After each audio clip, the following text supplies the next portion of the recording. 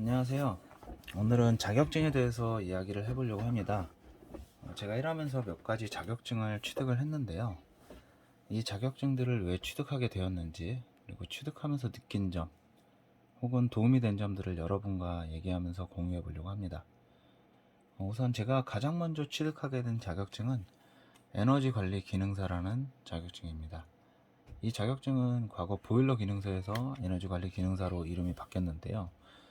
제가 이 자격증을 취득하게 된 계기는 제가 이쪽 일에 너무 무지하다 보니까 취득하게 된 자격증입니다.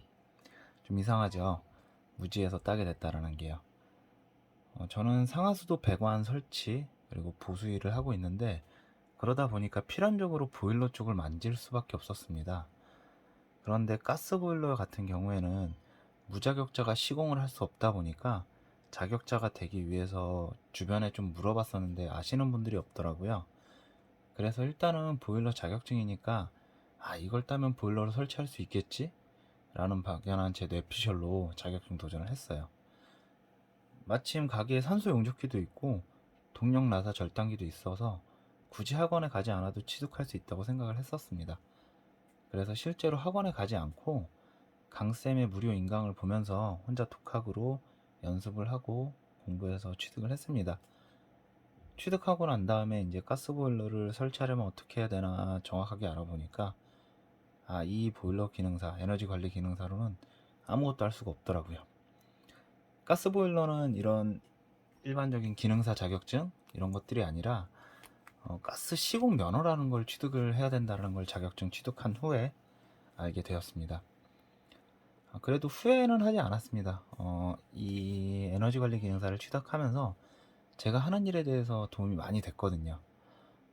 나사 절단기 정확한 사용 방법, 그리고 가스토치를 이용한 용접 방법, 그리고 강간 조립할 때 뺄끼리 계산해서 절단하는 방법, 이런 것들을 이론에 기반해서 확실하게 배우고, 그리고 이제 현장에서도 사용할 수가 있는 것들이기 때문에 저한테는 큰 자산이 되고 도움이 많이 되었습니다. 이후에는 이제 전기 기능사라는 자격증에 도전하고 취득을 하게 되었습니다.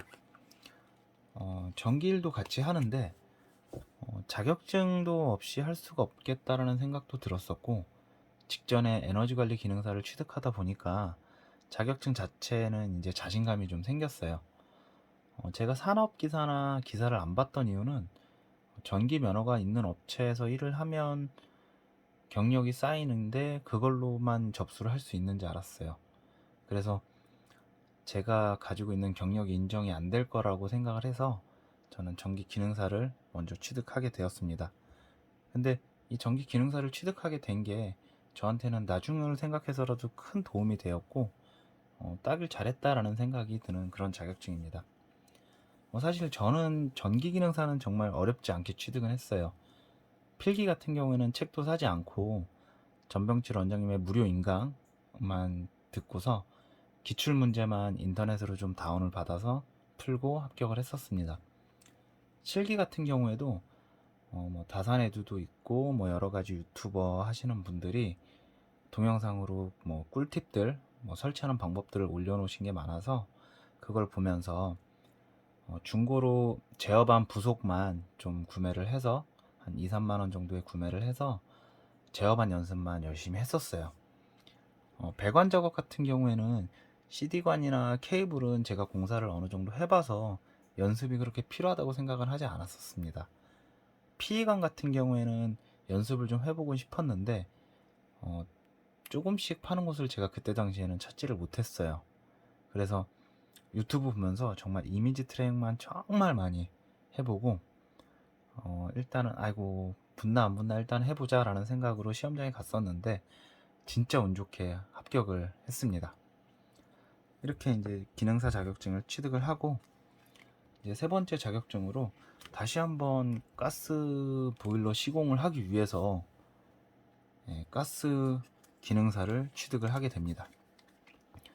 가스 시공업을 내기 위해서 제가 아는 선에서는 두 가지 루트가 있거든요. 가스 안전 교육원에서 2주 교육을 받고 다시 2주 교육을 또 받고서 면허를 내는 방법. 또 한 가지는 뭐 가스 기능사나 온도 온수온돌 기능사 이런 자격증들을 취득한 후에 시공자 교육을 2주간 받고 면허를 내는 방법이 있습니다. 저로서는 2주에서 4주를 교육장에 가서 교육을 받으면서 일을 쉴 수 있는 형편은 아니어서 자격증을 따자라고 생각을 했습니다.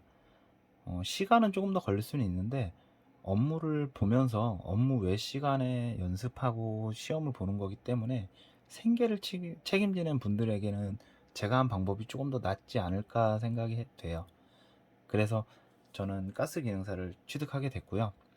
뭐 온수온돌 기능사도 된다라고는 하는데 저는 그때 당시에는 그 자격증이 적용이 되는지 잘 몰랐었고 그 자격증이 좀 더 쉽다고는 하는데 지금 생각해 보면 가스 기능사를 땄던 게 조금 더 도움이 됐다라고 생각은 해요. 왜냐하면 가스에 대한 어느 정도 이해와 그런 연습들을 해볼 수가 있어서 가스 기능사를 따기를 잘 했다고 생각을 합니다.